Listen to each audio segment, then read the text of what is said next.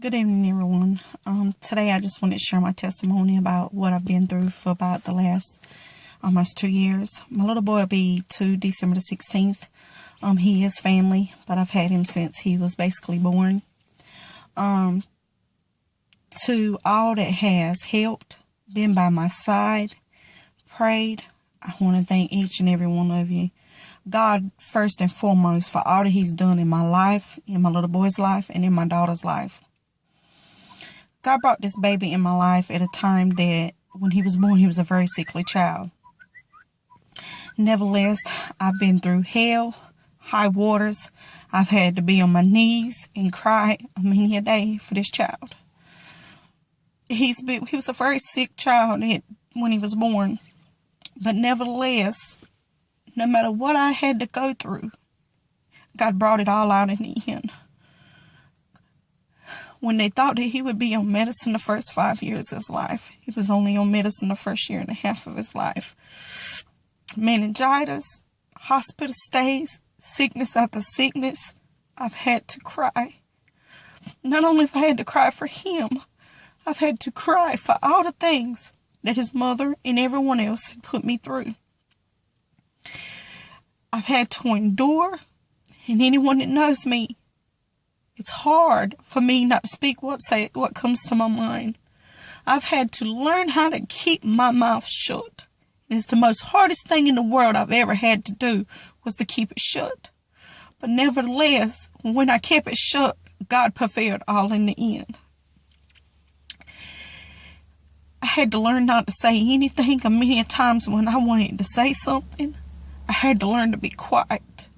Many nights when that child was sick, and I was the one that had to be there. Many nights when I lost sleep, other people had to help me make it. Other people had to be my backbone when I felt like that I couldn't hardly take it anymore. I've had to go through my name being poured through the dirt, being talked about like a dog. But nevertheless, in the end of the day, God showed up and He showed out. Today, I went for my final court date, and God allowed it so I could have full custody of that child. He never has to leave my home again. And in a year, I can go for my final adoption. To anyone that knows, all that I've had to endure has been sometimes unbearable. I've had to watch this baby cry as he leaves to go for visitation. I've had to watch this baby suffer with spinals because of the situations. To anyone, to any parent that's on drugs, to any parent that's on alcohol, you're not hurting yourself as much as you're damaging that child that you are carrying. I'm not bashing you. I'm not criticizing you. I'm not judging you. But I'm telling you there's a better way. It hurts these kids. With all the things that you put in your body, you're truly hurting this child. Anything that you're doing, the child is getting it. And not only are you hurting yourself, but you're literally hurting this child that you're carrying within you. And it don't have to be like that. There's better ways. To you that don't want the kids, there are many people like me that do. There are many parents that can't have them. Many people that want them and want to be parents and want to love them. Take the time out to do things right, to do things better. Again, I'm not judging and I'm not criticizing. But it's a lot when you love a child and you don't know if you're going to wake up and that child is going to be there tomorrow.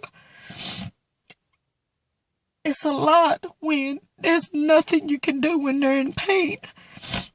There's nothing you can do when they want that fix and you can't fix it for them. It's nothing you can do to make it better. I did not have him or birth him into this world. In other words, But I have been that mother. I have stayed up nights at a time. I have cried. I have lost many nights of sleep and couldn't hardly hold my head up the next day. I've had to watch him cry. But nevertheless, I'm thanking God all for it in the end. I'm hoping maybe this message will touch someone that's going through the things that I've been through. Not only as far as trying to keep him in a safe place, but also as far as mothers that are on drugs. Not just the mothers, but the fathers too. Fathers, if you're on drugs and you're sleeping with that mother, that child is getting the same thing. That regardless if the mother did it or not. And again, you're hurting these babies. You are literally hurting these kids. You're setting them up for birth defects that sometimes, whether good or bad.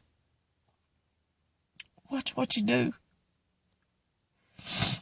And nevertheless, I'm giving God all the glory and thanks for what he's done in my life. Not only my life, but my little family's life. Thank you.